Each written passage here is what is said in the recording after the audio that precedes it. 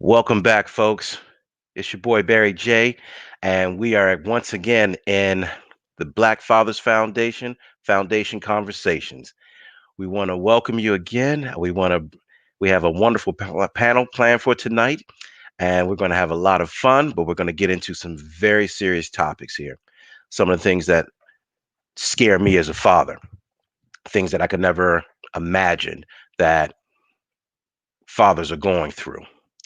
Some of the things I've heard in the past is I woke up one day and my children were gone, or I got a phone call saying I'm getting on the plane and you'll never see your children again. Or the other day I have a neighbor who basically came out and said, "Yeah, my ex-wife basically told me she's going to have her new husband adopt our child, and I'm moving to Florida, and we live in Maryland." Crazy, on things that you never thought of, things that you cannot even imagine. I want to bring in my first guest, Mr. Jason Harris. What's good, brother? How are you, man? What's going on, Barry? How are you? I'm doing wonderful, man. Doing wonderful. Hey, man. By the way, I like that background, man, with the art on the wall, man. That's a good look back there. Yeah, it's a Real good look. little humble spot. Gotta have the diaspora in there. I love it. Love it. Our next guest on the panel tonight is Mr. Eric D. Smith. What's going on, gentlemen? How y'all doing? What's Yeah, good, Eric? Thanks for coming. Thanks for showing up for us tonight, man. And we appreciate your insight you're giving today. No problem. Thanks for having me. Excellent. And our last guest, last but not least, Mr. Darren Dowdell. Hello, how are you? And I think we're just going to hear his voice. What's good, brother? How are you today? I'm all right. I'm all right. And you? I'm doing wonderful, man. Thanks again for joining us this evening. And I'm going to start this off with just a question right off the bat. Right off the bat. Question number one, Jason. This is going straight to you, man. What happened, man? What's your story? What happened? Oh man. Okay, so um, got married, and I've been married twice. So this is my first marriage, and my ex and I, we have a beautiful son, and we moved to Baltimore, Maryland. A new family in town. We were a young couple who had put everything into our child and really hadn't really put everything into our relationship. And of course, things went left. And it got to the point where we had bought a house. I was basically the breadwinner in the house. My background's in IT, and I was like in a good run. Like, I was in a company that went public. I was vested. We took some money, bought a house. Son was going to private school, and but things weren't good at home. So I basically left my job, got a job closer to home, and we sold our house, made some money off of that, and then we decided to take a year to see if we could fix things. Well, the year passed, things got worse, and we got to a point where we decided we were going to end our marriage at that point. So my ex, she had started grad school, and I was of the mind I knew she was going to be the custodial parent at that point. And I didn't want my son moving around because she couldn't work full time. Grad school meant that she had to allocate her time to her studies. So I bought a house and said, but I had her pick it. I said, okay, this is going to be part of us splitting. I'm going to, you pick a house. I'll get you in a house. I'll help you maintain the payments while you're in grad school. And then when you finish grad school, I'm going to sign it over to you. You're going to have some real estate, a house of your choosing, and, we can keep it moving. Because at that point, really, it became the most important thing to me was my son having stability in, whatever roof he was under. So she picks a house. we she moves into the house, and we basically go through 2 years where she finishes grad school, and then I get a call like this is like 2 years into like having the house, and she gives me a call and says, next month I'm moving back home. I was like, oh, okay. So, all right. So, how's that going to work? Because, the house, I'm getting ready to sign the house over to you. She's like, it's not my house. It's your house. I was like, what? And I mean, the thing about it was the neighborhood in which we picked the houses. This is like during the crisis, the mortgage crisis. So she picked the most expensive house out of like the half dozen of houses we had narrowed it down to, in a neighborhood where the houses were going for like $50,000-$60,000 cheaper than that house, but she wanted that house. And I was like, okay, I'm trying to be, Accommodating. trying to be accommodating, trying to be the good guy. And then, so basically she leaves me with this house, and she's taking my son halfway across the country. So it was just like, because that's one of those points you reach where you gotta make some hard decisions, because part of you is just like, the warrior, the fire is just like coming up.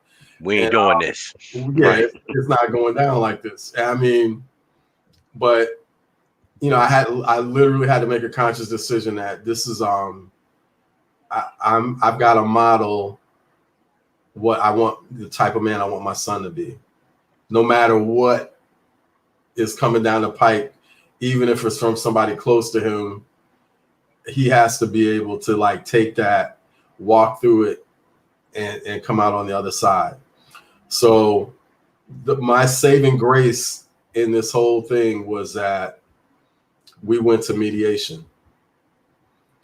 And instead of, because I mean, just the way I was raised, I don't do police, I don't do courts, any of that type of stuff. I don't want to be around it. I don't like watching Law and Order. Like that's so we went to mediation, and we created a document, and we had 2 years because he was in 4th grade.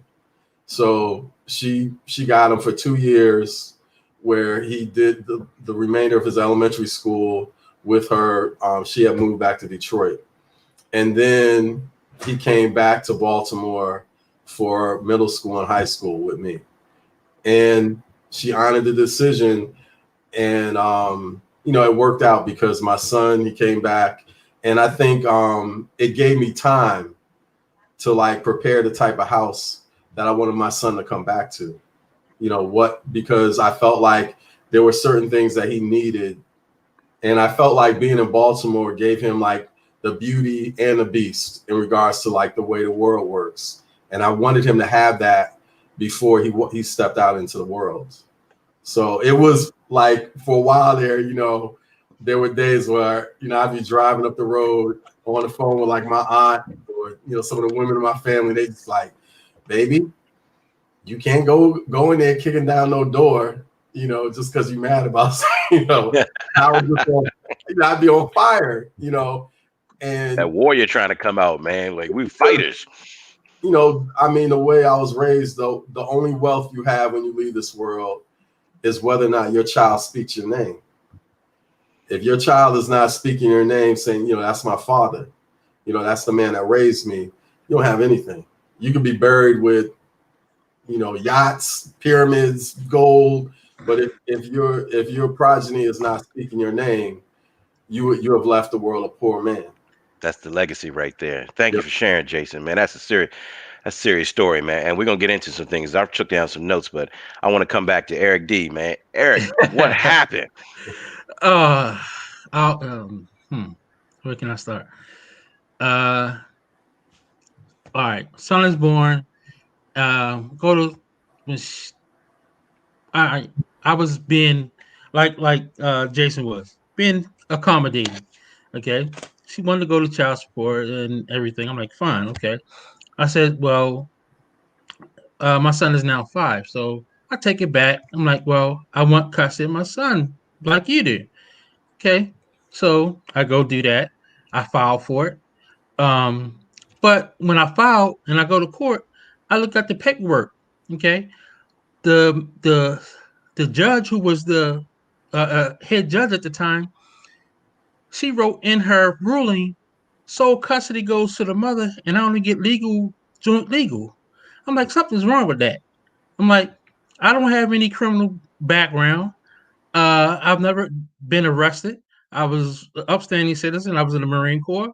So I appealed her decision. So wait a minute, hold on, let me get caught up here. So you went to court and it was written in It was written. that so you didn't get a chance to like testify or like where were the proceedings to say this is what we're going to do? She just wrote it in. She wrote. She heard me out. I said, well, Oh, okay. man. I'm like, okay. How do you go by just giving her sole custody of my son? And I asked her this in our courtroom. She said, because this is my ruling. I'm like, why? Okay. And at the time, the judge was Yvette Bryant. Okay. And I appealed her decision. I kept going. I kept going. So then I take it to mediation. First time in mediation. Okay. We got it down. I got joint custody. Okay. Fine. Joint custody meant my child support is cut. Really supposed to be non-existent because both of us are raising the child. But since I was making more than she was, I agreed to give her some money. Okay. Then she's tried to flam me. Okay. She wanted things, what they call maternal gatekeeping. She wanted things on her terms. I'm like, no, it can't be like that. So basically I go back to court again. Okay. And this time I charge her with contempt. Okay, because she's not giving me my son. She's holding him back. Okay, so So this is why you guys are trying to go through and talk this out. So you're right, like, and she's not letting you see your child. right, So you going right. to court. You like, well, you going doing things the legal way. You ain't going Exactly. pulling the warrior out, banging on the door. Let me see my boy, or let me see my child. You are legitimately saying, let me do this the right way. Go to court. Yes. Yeah. Keep So going, man. Keep going. so I'm sorry. basically, I'm no, trying so to catch basically up. so basically I get with my wife now, okay? When we were courting stage and my son and I left my former marriage, okay? My child wasn't by my ex-wife. So me and my son move into a one bedroom apartment. His bed is on the other side, my bed is on the other side. Two males in the room together. So I'll get him up for school and everything. And fine. So when my now wife we wanted to live together, okay, in the house that we're in now. I'm getting him dressed for school and he's acting out. He's uh taking something to school that he shouldn't be taking. Okay. He turns and hits the wall and try to say, I pushed him into the wall. Okay. Right. So I go through Baltimore County DSS. They say, well, no, there's no case here. Y'all just need to go to um, counseling. Okay. Baltimore City picks up the case and they say, no, you got to stay away from your child for 2 years. 2 years. I get to see him one Saturday every other week for an hour at the Baltimore Child Abuse Center. Okay. So I do that. I serve that time out. I go back to court. Okay, because it's expiring. The magistrate that I'm before, she writes in her ruling that she's taking my custody away and giving it to the mother. Right. I said, ma'am, you can't do that. In her court again, like I did the first judge, she said, well, you can go downstairs and see what the judge says. So the judge uh upheld her ruling. So I was like, all right, fine. I go back. And that time it's like a 3 month gap. In that 3 months, I'm researching, I'm researching. I reach out to a friend of mine who's actually on my board now, and he tells me what to do. He shows me what to do, and I do it to the T. I get to court. You know how they say all rise? Hmm. I stay seated. You know how they say raise your right hand? I will not raise my right hand. Okay. And it's all permissible. You do not have to do that. So But you're getting attention of everyone around you. there you go. Okay. So when she sees that and she looks at me, she knows it's a totally different ball game now. Okay, because I'm basically on her level. I'm basically I address her as ma'am. I don't address her as your honor. Okay, because right now I'm in her courtroom. I can do that. Okay, so basically everything goes down. Everything follows through. She's asking me some questions, and according to law, I answer them in a certain way. I'm like, ma'am, no, this is not how it's supposed to be. This is how I want it. She makes a ruling. Okay, she makes a ruling, and then she still tries to strip me. So what I did was I researched again, and this time, and imagine in any court, you have 30 days after the ruling. After she tried to strip me, I took, I went and I researched, and I wrote my own appeal. I didn't have an attorney. I wrote my own appeal, and I won. So that meant I had to go back to court to get. We had to go back to court to get another trial. Mind you, I still had a contempt hearing against her. Okay. so basic. Man. So basically, now I go back to court. We're in court the day before I got married last year. Okay. I get my son back and everything. So then the mother's trying to say, well, she wants certain things done. I'm like, well, wait a minute, you can't do that. We have joint custody, so whatever I say, I get a say so in this. Then she can't put it in that it's all on her because if I have my document saying that we have joint custody, it's a wrap. Okay, so Right. basically, I did that, and as of October of last year, she stopped and let me see my son again. October of last year, October of last year, 2019. right? She stopped again after it was already instituted in May of 2019. I have not seen my son. We went back to court as of last week. Okay, what I do now? The judge told her she need to start letting me see my son. Okay, or it's a wrap for her because I did write in my second contempt that I want jail time for her. Whoa. Mm. You're not playing. No. So Whoa. basically, so as of this weekend, when I get off, I'm going to see my son. I'm going to pick him up. We're going out, okay, to do some things. Okay. So, but basically, that's how it was. That magistrate should not have stripped me of my parental rights. Okay. And I let her know that she did that. I let it be known that she did that. And now that she did that, I have created a 501c3 nonprofit where I'm helping fathers battle for their rights. I call it winning strategies, fatherhood, the courts, and custody. That's what's up, man. That's what's up, man. I love that, man. I love that. Man, oh, okay. We got a lot to unpack there, but I gotta get that. Gotta get to Darren. And Darren, we know we have a video issue, but we can hear you. So, what happened? Can you all hear me okay? We can Now, Yeah, hear we you, hear. brother. Okay. And it's coming through clear? It yes. is crystal. It's coming through clear, fellas? Yep, crystal Yeah. clear. Yes, yes. Oh, okay. All right. I'll try. I'll go ahead. If may have to wait if something happens because on my end it's sounding very garbled. So, but if it's clear, I'll go. Um, wow, I can't believe I had to follow you, brothers. But long story short, I came home. I used to travel for work, and I came home one day. Um, the garage is partially open, the lights are on, and nobody's home. We had been fussing and fighting.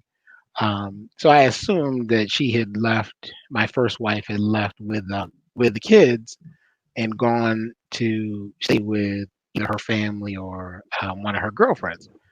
A couple of days pass. I don't hear from her. Just happened to one day just noticed that her bathrobe was gone. So now I started paying attention and I started looking around the house and realized that, oh, she like has tried to like move out, right?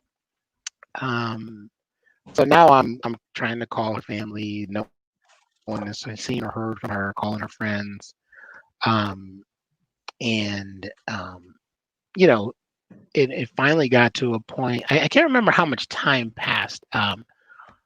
But basically, what I was told is that look, if she's gone to the ground, if you go to court, she has to surface, assuming she's still in the state. Um, and so what I did was, I hired an attorney and we filed for joint custody. That days and weeks are passing now since I've seen or heard from them. So we end up in court. She ends up trying to file for full custody on her side. I had filed for joint. Basically, the judge just was like, "Ma'am, does this man have some type of criminal record? Do you like a what do you call it, a restraining order against him or something?" And all that came back negative, and the judge was like, "Well, then you can't have full custody of his son. So joint custody is awarded, um, and you have to get his son to him in like I think 48 hours." Now, mind you, like 6 or 7 weeks have passed since I've seen my son, right? Um, and she didn't come to the first meet. And I think we were supposed to just meet at like the local mall or whatever. She didn't come. So I let my attorney know. The court also assigned an attorney for my son as well. So I let his attorney know. And they basically told her, like, you have to come by tomorrow, or you'll be in contempt. So, excuse me. So we ended up, so she finally did come. And fellas, all I can say is I can still, I still get emotional about it because, when she brought him to me in the mall, I hadn't seen him in so long.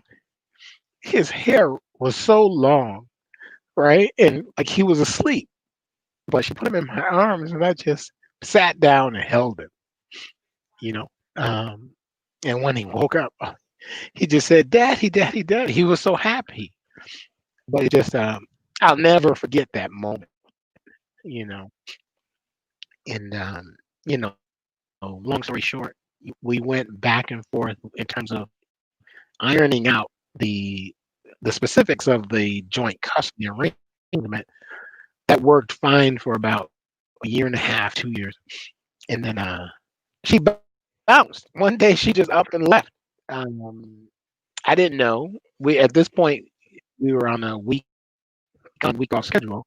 Um, but and the way we would do it is on Mondays, whoever has him would take him to school, and whoever's supposed to get him would just come and pick him up from school.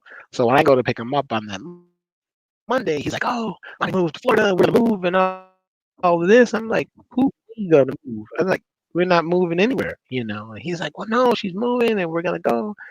And now I have to explain to him like, "You can't move to Florida because I don't live in Florida, right? And as long as I can see you every other week, I don't really care how it happens, right?" But I mean, Florida for us is 1,200 miles away. So long story short, she bounced, um, refused to do anything in terms of like when I wanted to get his passport, so he could travel out of the country with me and my new wife. She refused to sign for it. Um, and it was to the point like now I'd already bought the tickets and everything. So now it was like a mad scramble to instead of him going out of the country with us, go back to court, file for full custody, and oh by the way, find somewhere for him to spend the summer while we were gone. Luckily, one of my boys of boys, he has two sons as well. He was like, "Oh, send them out here to me." So it worked out. I went back to court, did full custody. The judge, it took about 90 seconds. The judge was like, "When's the last time she's seen him?" And I was like, "It's been 4 months." And she was like, and she said, "Can you say that one more time?" I said, "It's been 4 months since she's seen him." She's like, "Okay, no problem. Full custody granted to the father." So I when brothers come to me, or if I ever see anything in the chats about this type of stuff, I try and implore people, get yourself an attorney. Don't mess around with it. Just go on and get the attorney, and make sure all the I's are dotted, the T's are crossed. So that's my story. Sorry for getting emotional there for a minute, but Hey, brother, we all feeling that emotion right now, man. So don't you fret. And it's something you want to touch on. And the one thing I love about having a panel is you get a whole different set of opinions. Eric, when you heard him say, go get an attorney," you were shaking your head. And I know you did everything on your own, and you are helping brothers right now with that same process. I want you to talk to me, Eric. I want you to talk to me about the differences when you have an attorney versus you don't have an attorney. I mean, because in some of a lot of times I've seen where, look, man, I'm just barely getting by. I'm trying to make sure I take care of my family. I'm trying to take care of my children. I don't have that extra change or Let cheddar. me let me stop you right there. Okay, That's the exact reason why I created the nonprofit. okay. All right. Um, and basically, while I was shaking my head, most people don't know this, but attorneys are agents for the courts. Not that I'm speaking bad about them, okay, because I had two of them. Okay, I have a 32-year-old and then my 12-year-old. Okay, my attorney for my 32-year-old, fine, help me out. So that was all good. However, um, I with my nonprofit, tell guys, I tell them we're gonna do this together, and I'm gonna show you how you do this. Okay, I give them because I spent me and one of my board members spent time in Annapolis this past session in here in Maryland. Hmm. Okay, so we were in Annapolis. We found out some laws because at one time you had to have 100 so many overnights to I think it was 120 to have joint custody in Maryland. Now the governor signed legislation October 1st. You only have to have 94 days overnight to be considered joint custody. Now, is that 94 days straight No, 94 days throughout a 365-day year that you spent the night, that child spent the night with that spouse or that parent rather, overnight, overnight? Then overnight they get joint custody. Okay, so to know the um, laws. so no, I mean, hey, and people call me a bookworm because I mean I spent time in University of Baltimore Law Library, University of Maryland Law Library, okay, on family law, okay, like my nonprofit right now. Um, I I just did a father's paperwork today and took it up to the Baltimore County Courthouse. Okay, he wanted to go. He wanted to file an exception, okay, to his magistrate ruling.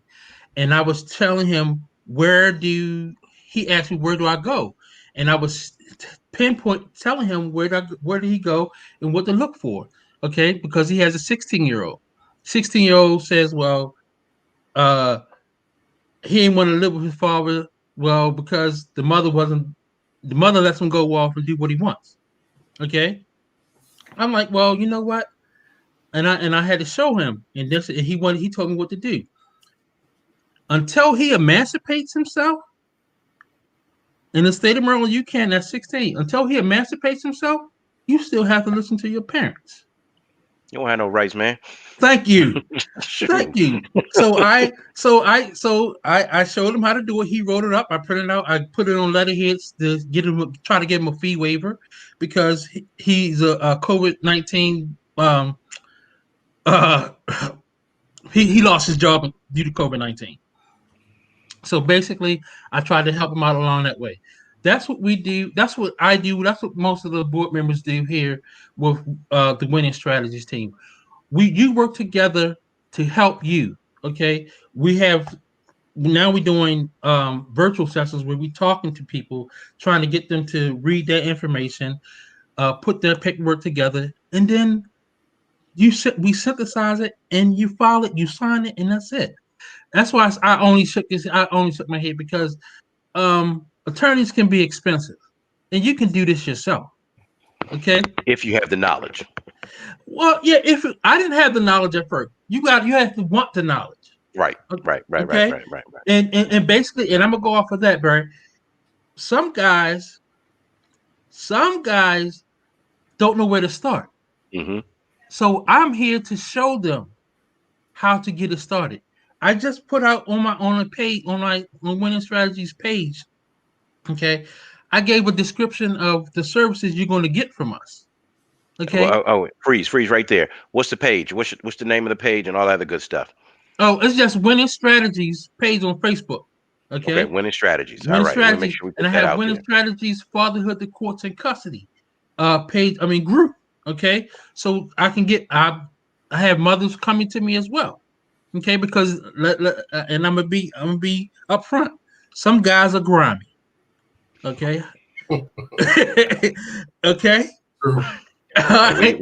look, we got at least one boy that we know that's like, man, that's a grimy dude, man. I mean, he my man over everything. I can't hang out with him because my wife don't like him and nothing because he's Right. just a grimy dude, man. But Right. I mean, So looking out for their kids. right, and that's all it is. So yeah, I had to help her. Okay. So and having 501c3, I can't be like, no, I can't service you. I right, gotta service everybody. right, Okay. right. So, but basically, that's all it is. That's all I'm trying to do. And they say, well, and get this, I have a full-time job, okay, and I pay how I get it funded because with my organization, fathers only have to pay half of the filing fee. We pay the other half. That's what's up. That's what's up. And I was You don't know and how I many was working pockets at you saving right now. I mean, seriously. Like, and, I mean, am I diapers or I'm gonna try to file this filing here, or right, yeah. and I was working at Amazon. Okay, so I used my check from Amazon to cover the other half until I started to get the funding in. Wow. Wow, Powerful. that is. Yeah. Hold right there, Eric, because so we just got in our last panels, and this is Krishna Pendergast. Did I say? Oh man, you're on mute, brother. And if I messed that up, I apologize, man. But welcome to the show, man. And the question I've been asking all these gentlemen is for themselves: what happened? Oh, okay. All right. Well, it's an honor to be on here. Thank you for having me. Guys, hello. How you doing? Good afternoon. How you doing, Chris? I'm all right. My name is Krishna Prendergast. I'm a father. I had a son 5 years ago, and didn't check the background of the person who I had my son with. Didn't do the extensive background check, I should say, and it pretty much. My son is 5. It's been a 5-year battle. There was abuse, severe abuse, in this case. I mean, severe abuse. I mean, and it just seems like, everyone has dropped the ball. And the daycare has dropped the ball. The police have dropped the ball. The courts have dropped the ball. The DFACs have dropped the ball. I mean, at first when it started, and I went to the police, that's what you're supposed to do, and they kind of just shook it off. I'm in Georgia, by the way, and I wasn't aware of the law in Georgia. If you have a child with a woman and you guys are not married, she has all the rights until you legitimate the child. So pretty much I went through a whole year and I had to legitimate my son. Within that, I was still keeping police reports, filing police reports and stuff like of that nature.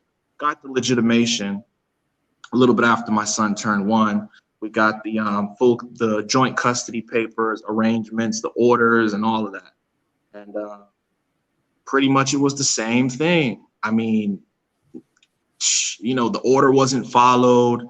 You know, she ended off running off with my son. My son was missing for 559 days. She ran off to Michigan without notifying the court, notifying me.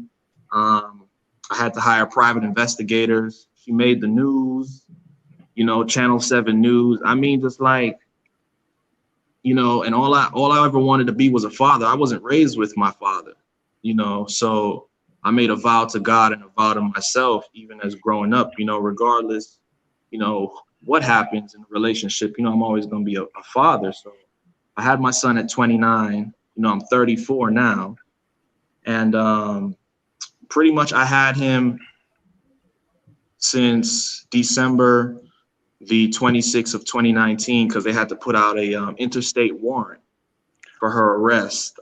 Finally, after kept going to court, just kept pursuing it. They put out a interstate warrant for her arrest in all 50 states, including the District of Columbia and Puerto Rico. The United States Marshals caught up with her in Detroit. I went up there, I got my son, and pretty much to make a long story short, severely abused, developmental delay. She was under investigation by DFACS. They never took my son. You know, the social workers lied for her. You know, the system is very gynocentric, if I should say. And I come to realize that, you know, us as men, especially, you know, Black men, you know, not to discredit or disqualify any other gender or race, but we have it hard, man. We have it really hard. And the courts and the police, and like you were saying, the attorneys, they all work together. You know, it's all about the money. It's all about who got the most money and how they can milk you. And 9 times out of the 10, you know, yeah, we know some grimy dudes out there who don't take care of their kids and stuff like that. But I mean, what I've seen really is the punishment of men who really want to be in their kids' life, and they have the you have to fight for your right to be in your kid's life. And while you're fighting, it's like, regardless what you have and the evidence that you have, they keep putting the child back with the parent who is causing the most chaos so that you can stay in the court. Now, I was going for full custody on October the 12th. And like I said, she was apprehended in December by the United States Marshals. She gets extradited all the way back to Georgia. They let her out on a $30,000 bond in April, only due to COVID-19. So she's out on bond. The attorney who she had in her criminal case used to be a district attorney and is now a lawyer with her own practice.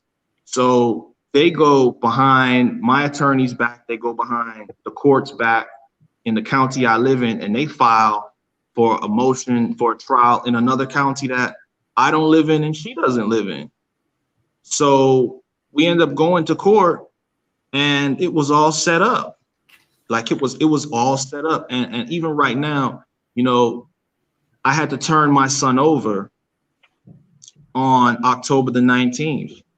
I had to turn him over. Although we have medical evidence, we have therapist reports, we have genetic testing analysis that shows that my son, genetically, he's fine. He wasn't born with autism. She tried to say that he has autism and he's autistic.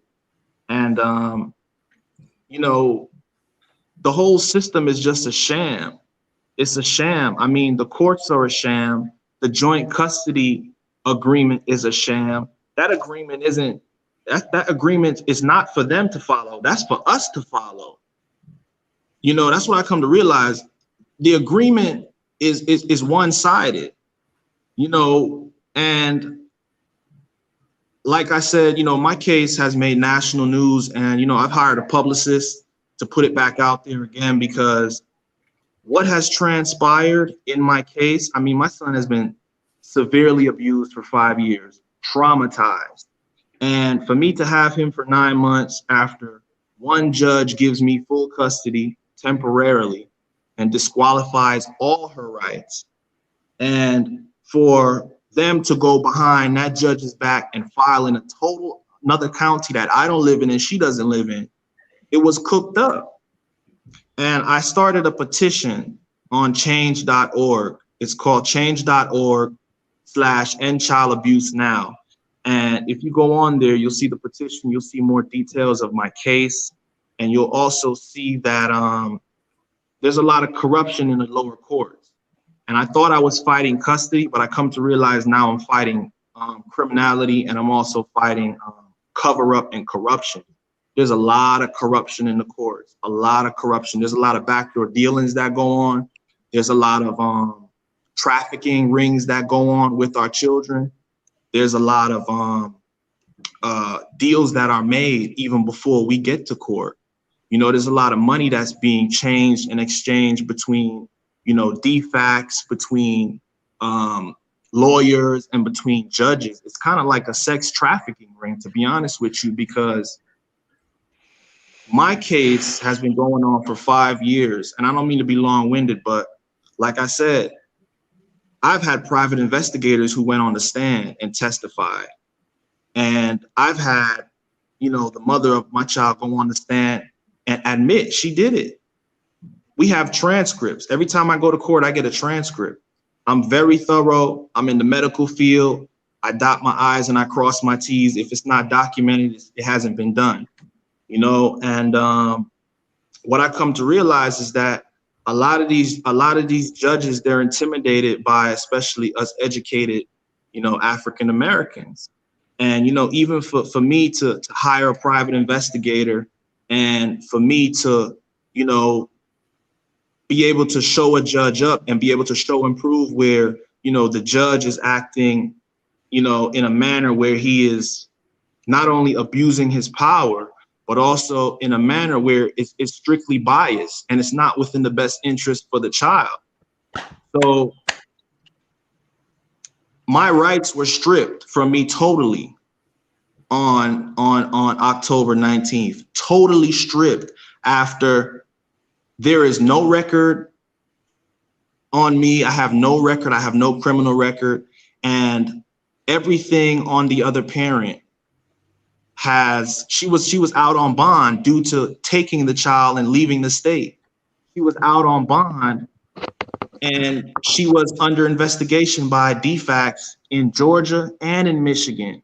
She lied to the courts. We pointed that out. But as I said, we went into court and we were railroaded. And right now, my attorney, they filed for the appeal because they found the law where they said that, you know, that judge had no subject matter jurisdiction, meaning that a custody arrangement or a custody modification can only be done in the county where it was established. So they thought that we wouldn't catch that, but we caught it. So now they're fighting with us, and even they've sent police to look for me. They've called my family. I mean, what has transpired is like terrorism, due to the fact that we've demonstrated outside of the courthouse. I mean, I've started a TikTok account maybe like 3 weeks ago. I got over 20,000 followers, and I just started that when I got railroaded on October the 5th when I went to court, and I thought it was a dismissal, and they turned it into a trial. We were the second on the calendar, and they put us all the way down to the last. When everybody was going out the courtroom, they closed the door, and it's like the show started. And I've always had an attorney, and, you know, even my attorneys, they were like, what's up? You know, this court is like the aura in here. It's already cooked up. So the judge, who's Judge Eugene Benton of Newton County, he has a history. And there's been other groups that have protested him. It's out there. I've put it in the petition. You can click on that. Badjudges.com. I mean, I have a whole team, you know, by the grace of God. I have a team I have 2 private investigators. I have child advocates. I have my mother behind me. You know, I have a team. I have a publicist, and, you know, I have other people behind me that know who I am. And, you know, they also can see from the evidence. And it's, you know, court is not supposed to be about emotional feelings or what the judge feels based off of his personal emotions. It's supposed to be off evidence that's presented, but everyone has like an excuse for the judge, but at the end of the day, you're making your bread and butter off the backs of our children. And good men who want to be fathers, it's like they punish us, and a lot of times they utilize the women in order to punish not just us, but the children. And, us as a people, I feel that, we need to become more grounded. We need to become more spiritual. And we need to also become more refined with who we are and where we're coming from, because it's a system. The system is rough. Like, we got to rise up. We don't even know what we're up against. It's bigger than us. And a lot of when I go to court, I see nothing but us. Everybody else who's working for the court is pale colored, if I should say. And we're the only ones in there keeping the lights on. So if we can stay out of the courts and we could settle our differences without courts, without police, just like how, the Chinese do it, just like how the Indians do it, they stay out of those places, because when you go into those places, it's a system that's designed not to give us justice. Family court is not what's best for the family. As a matter of fact, when you go into those family courts, everybody working for the court looks like family. The lawyer might be cousin to the court reporter. The guardian ad litem looks like she could be like a niece to the judge. The bailiff in there look like he could be the judge's nephew, and they're all in there working together. It's a cooked up scheme. So, unfortunately, I'm gonna get my son back. We filed for the appeal. We have too much evidence. I mean, they've sent the press release out to different news stations. It's just everybody's been on this election thing, but it's already done. But my story just goes to show people that we have to know what we're doing out here. We have to know who we align ourselves with. And then we have to also know what are the odds against us and how to protect ourselves and really how to educate ourselves on this system. Because I didn't know. No one told me about the legitimation law. No one told me about the legitimation law. And to me, I feel like I want to start going into high schools and middle schools and start talking to young men about this situation. Because to me, it just feels like no one told me about this. This is a very important law. If you have a baby with a woman, and I don't know how it is in other states, and you're not married in the state of Georgia, you have no rights. You can be there the whole 9 months. You could cook, you could clean, y'all can live together. Y'all can have a home that you share together. You can sign the birth certificate. You can be there the whole 9 yards. If something goes wrong and the police come or any type of law enforcement, they're locking you up. You got to leave. I got put out of my own apartment twice at 2 different residences. One where I was sharing and we were both on the lease, and a second time when I was on the lease. I got TPO'd twice. Okay, so, it's just, I've learned a lot, man. And going through this has really showed me that we got to push for legislation. Us as fathers, we got to band together. We got to band together, and we got to go to Washington, and we got to take this thing to the feds, because we got to get some type of standing ground.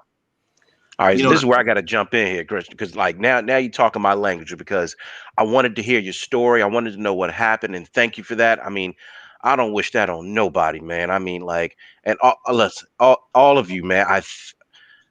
I want to thank you for sharing, number one, because I know this comes from a place of pain, and this is not easy. So I want to thank each and every one of you. But now, right, you're right. This election is behind us now, and now it's all about how do we empower ourselves? Like, I always talk. I talk to a lot of young cats, and they say, "Man, that voting thing, man, I'm tripping off that because that doesn't affect me." And when you look at local politics, it affects you. When you start looking down, like I can legitimately go down and see the mayor of my town and see him in my local grocery store, and that allows me to have access. But then I'm also thinking about it from I remember judges being on our ballot. Yep. So it is important to know who is taking these cases. Yep. So a lot of these folks who are talking about, well, it doesn't really affect me.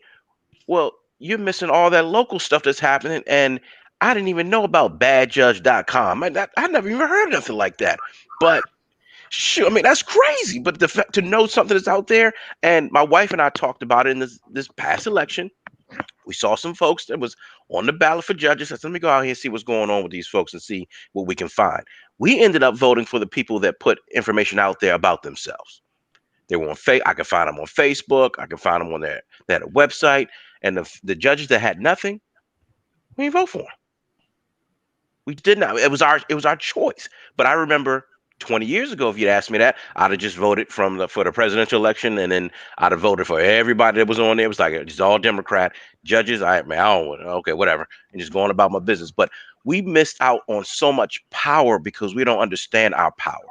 And when you're uh, Eric, jump in here, man. All right.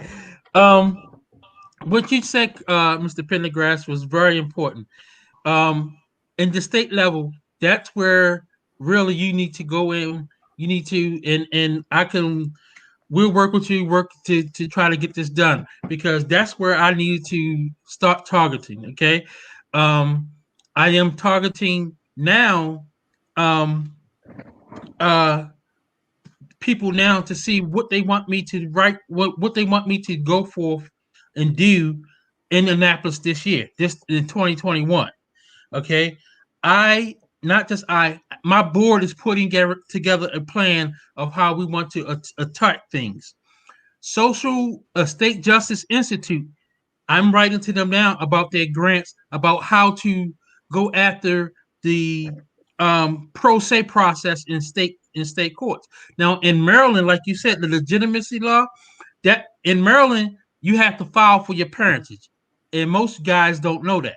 And so I tell them, let's put together your paperwork now for you to have joint custody. I've had two fathers offered out of court settlements for the mother. I've had two who are supposed to be going to court. Okay. So basically, that's how it works. They have to have the knowledge, like you said, Mr. Krishna. Everybody has to have the knowledge. Okay. If you don't have the knowledge, you don't know what's going to happen to you. All right. So that's how I am pushing to get it out here in Baltimore County, Maryland. All right. For the people to know. I'm helping a young 21-year-old now. Okay. So we have to. Okay. Um, a lot of people aren't just not willing to help. They just need to know. And I put up in there like the Survey Monkey tool to just ask people, where do they want to go? What should we do? Okay, so my heart goes out to you, man, because not for not seeing my son regularly, that's been painful. And let me just say this, okay? When I did another process, then I had the attention of her attorney.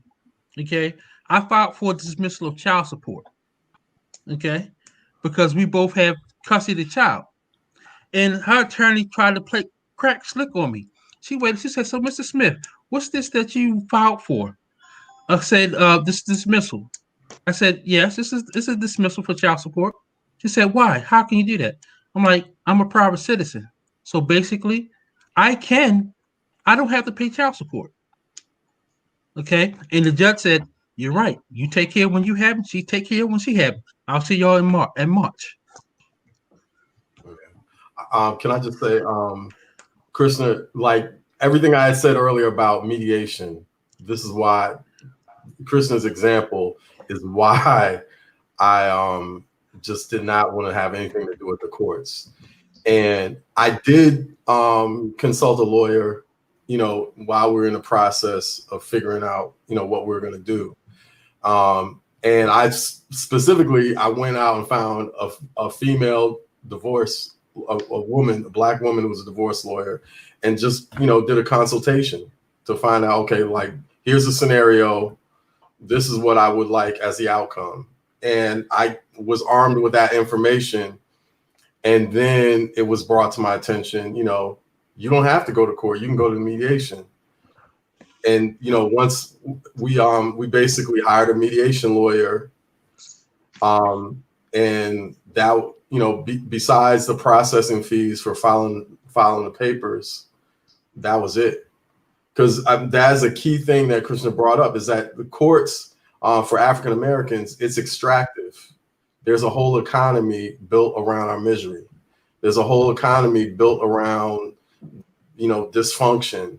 And the people who are making the money off of it, when you go into a court, you see who's there. And it's, we're sitting on one side, other folks are sitting on the other side. And then just the idea of, we have to, the whole idea that other communities are coming in and they solve their problems. We used to do that. They came in, saw how we did it, and copied us. And then we got caught in the bag of, like, desegregation. Mm-hmm. Everything's gonna, like, now everything's fixed. Like, even we're in a moment now, like, we have this brief moment of euphoria of, oh, we got a Black woman's vice president. We had that euphoria 12 years ago. We're like, oh, we got, everything's gonna change. We got a brother, and we saw what happened after 8 years. We caught hell. We have to, exercise agency. And why do we have to wait to decide to have somebody else tell us how much money we're going to make sure the mother of our child has? Because as men, we have to, sometimes we'll have to, like, take the perspective of, all right, I'm going to manage this situation. I can either manage it where I'm making it a war with her, or I can manage it where I can have a situation where, hey, if I offer you this, then we can go A, B, and C, and put it in, frame it around, this is for our child. Like, if the mother of my child isn't doing good, then my child isn't going to do good. And I'm not saying, like, in Christian's case, there's a lot of cases where you can't do that. You simply can't do that. Oh. But for many of us, before we go to war, we got to figure out, like, okay, what is it we can do so we don't end up giving $50,000 away to the courts before you even get to what you have to provide for your child. Let me jump in here real quick, guys, because and I hope and I pray that we can get you guys, all of you, back for a part 2, because we have a lot to unpack here, and there is so much. I mean, I have so many questions, number one, and and it's so much knowledge here. But if you were talking to, and Krishna, you kind of brought this up when you said you wanted to start going to high schools and talking to young adults. I'm thinking of it from a different perspective. I mean, I don't think young fathers think about, I might not be with this woman forever,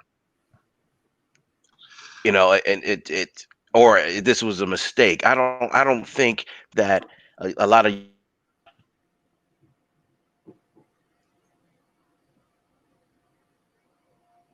John, okay, I'm back.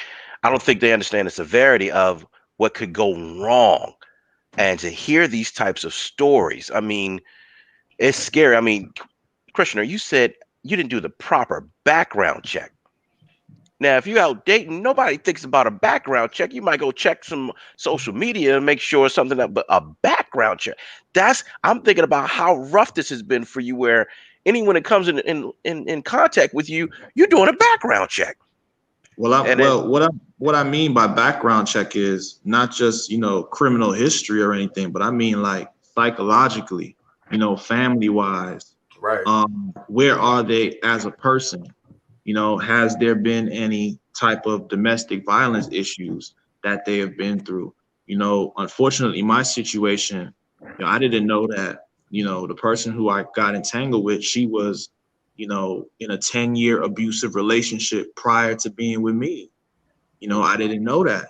You know what I'm saying? I didn't know that, you know, and I didn't, you know, I wasn't equipped to deal with that because, you know, some people have gone through some trauma. We all have some PTSD to a certain extent, you know, but some people it has been severe, and, you know, it's not within our scope of practice.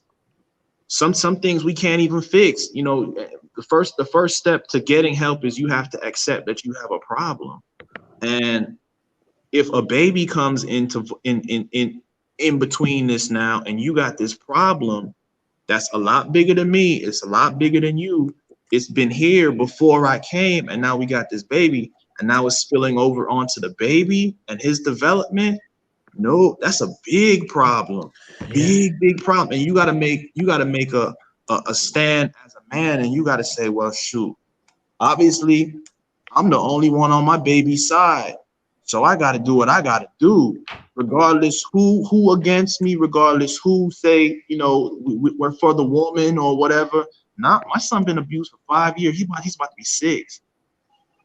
He is 5, but he has the mind of a 3-year-old. For the 9 months I had him, I took him to genetics testing. I took him to therapists. He wasn't born abnormal. He was normal. The abuse, the trauma, the isolation, the abandonment. If you look on the change.org End Child Abuse Now petition and read that. I put Maternal that out there gatekeeping. I put that out there for a reason. I put the links in there for a reason. This judge, he's supposed to be retiring in what, 2 months? So my son's skin's supposed to burn for 2 months, and he has a history of doing this. So now here comes the David versus the Goliath fight. I didn't sign up for this. I didn't sign up for this fight. But I've been a fighter all my life. You know what I'm saying? I come from West Indian background. This is totally unacceptable. And for this to have gone on for so long, and for me to have my son, and for him to finally know love, and then for them to pull this backdoor deal, they're about to be exposed in a big way. But maybe, you know, Jesus ain't just come for one, he came for many. So maybe with this case, it can free a whole bunch of more children. You know, I pray to God every night, and I cry and I say, God, why? Why? God gives his biggest burdens to the soldiers who can bear it. And this is a big fight. I've had attorneys tell me you are in the middle of a war. I've had attorneys tell me Newton County, maybe when you get it out of there, maybe we'll help you out. I've been in front of that judge before. The last attorney I hired, I didn't even know she wasn't even going to show up. She didn't even tell me. I got to end up suing her. She appeared on Zoom because she didn't want to come in the courtroom. The racism, the bias. And then they re-traumatized my child after they forced me to turn him over, and he saw his abuser and he started running the other way against his will. 3 sheriff deputies drug him from the courthouse out into the parking lot. It was a George Floyd moment. My mother, witnesses was there. We got the affidavits and everything. They messed up. But they had something to prove because, like I said, you educated, you're a brother, you come in there, you got your private investigator, you got a lawyer every time, you're clean. I came to represent. This is how I was raised. I'm not just putting this on for the camera. This is how I speak. This is what I do. You know what I'm saying? I'm an essential worker. I have lives in my hand every day. My son is my main love. And you about to tell me that after I've collected all this evidence, you don't want to see medical records, you don't want to see this, you don't want to see that. So that means you have no respect, first off, for the child. You have no regard for the medical profession. You have no, I mean, when you write an order, that's a judge's order, you sign your signature, you expect everybody to respect that. The police got to follow it. Okay, everybody else acts on that order, although you have no subject matter jurisdiction, sir, but you don't want to hear that.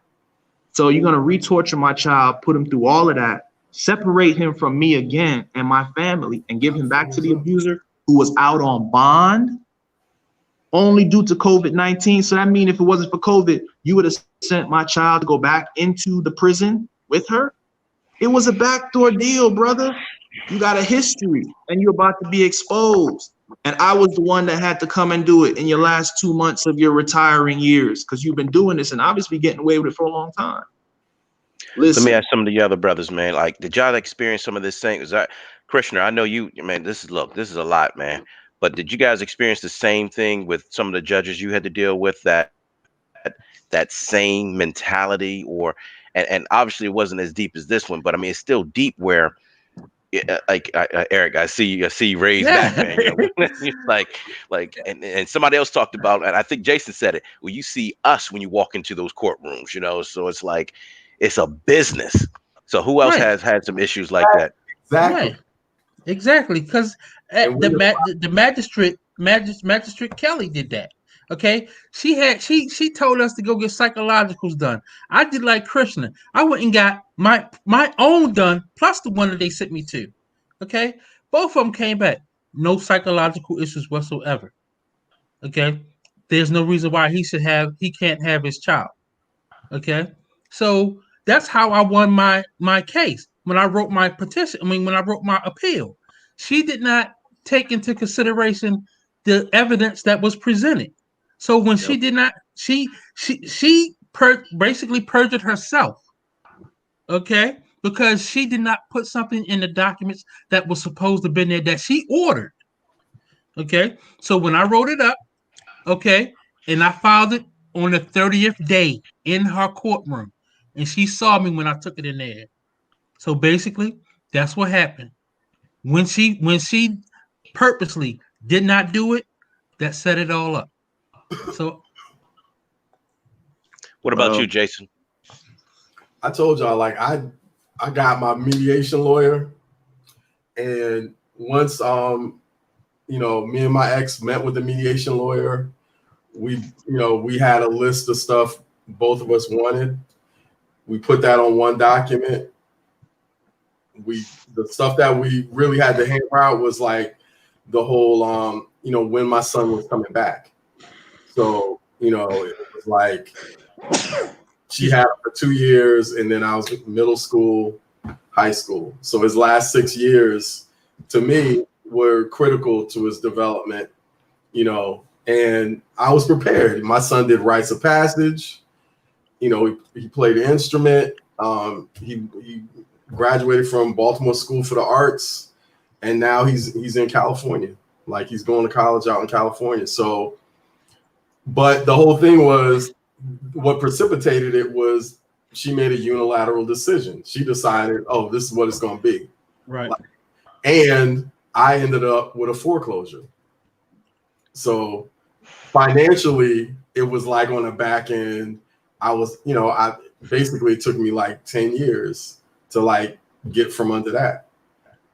Darren, what about you, man? I know you went back and forth with the court because you had to get your attorneys involved. Did you feel that same strife when you went into the court system? Yep, I can hear Can you. you hear me okay? So, no, I guess I was a bit more blessed where I didn't necessarily have to. I didn't feel the racial angst that I'm hearing on the call. So I think I was just fortunate. I had an attorney who had come highly recommended, um, and he was, and granted, he didn't look like us, but he had gone through and gotten custody of his stepchildren from his first wife. Now think about that. These are not his biological children, but he ended up with full custody of these children. Now, when he became my attorney, I didn't know I didn't know that when he first represented me, it was because of a car accident.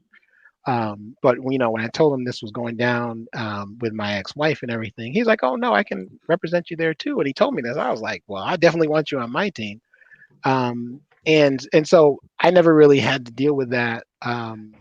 His thing was Well, the one thing he kept saying was justice delayed is justice denied. So he kept pushing the court to get this man to see his son, right? He was like, there's no reason why this woman should be able to duck and dodge and keep the son from the father, right? So I think I was more fortunate. I mean, granted, I came out of pocket straight off the top, but it worked out. Ended up working out for sure. And let me just preface. You said your attorney didn't look like us, right? Is that what you said, Darren? Is that what you said? You said your attorney didn't look like us. That's correct. So and it's almost funny how that privilege works, where they can kind of make things happen based off. Hey, look, I'm representing. He's all right, but we have Yeah. this language that we talk amongst each other because I like I remember.